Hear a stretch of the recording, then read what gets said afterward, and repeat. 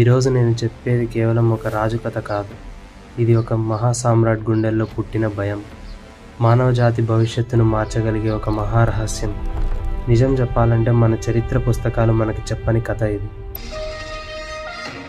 అశోకుడు ఒకప్పుడు తన పేరు చెబితేనే శత్రువులు వణికిపోయేవారు. సింహాసనం కోసం సొంత అన్నదమ్ముల రక్తం పారించిన ఈ రాజు కళింగ యుద్ధంలో లక్షల మంది ప్రాణాలు నేలకోలిన భయంకర దృశ్యాన్ని చూసి పూర్తిగా మారిపోయాడు. అప్పుడే అశోకుని మనసులో ఒక భయం మొదలైంది. భవిష్యత్తులో ఈ లోకానికి నాశనాన్ని తెచ్చేంతటి ప్రమాదకరమైన ఈ జ్ఞానం మానవుల చేతికి చిక్కితే ఏం జరుగుతుంది?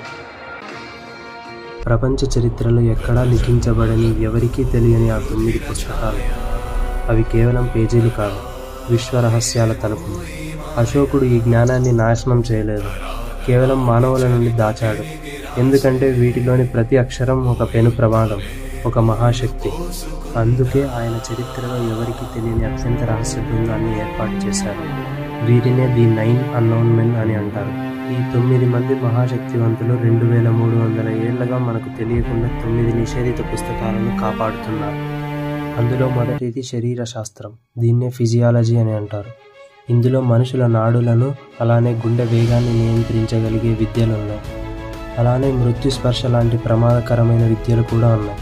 అంటే ఒక సరైన చోటు తాకడం ద్వారా ప్రాణం తీయగలిగే భయంకరమైన విద్య. రెండవది ప్రచార శాస్త్రం.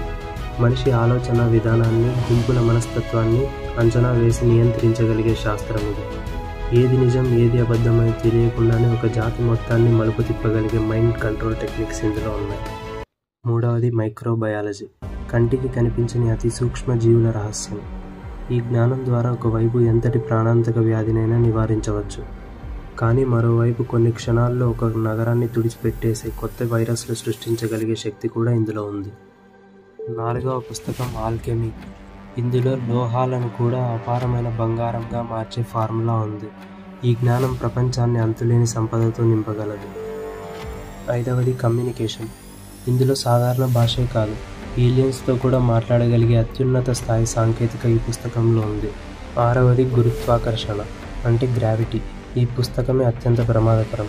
భూమి ఆకర్షణ శక్తిని, గురుత్వాకర్షణ సూత్రాలను అదుపు చేయగలిగే యాంటీ గ్రావిటీ జ్ఞానం ఇందులో ఉంది. పురాతన కాలంలో చెప్పబడిన విమానాల నిర్మాణం, వాటిని గాలిలో తేల్చే విధానం యొక్క సీక్రెట్లు ఇందులో ఉన్నాయి. ఏడవది విశ్వశాస్త్రం. దీన్ని కాస్మాలజీ అని అంటారు.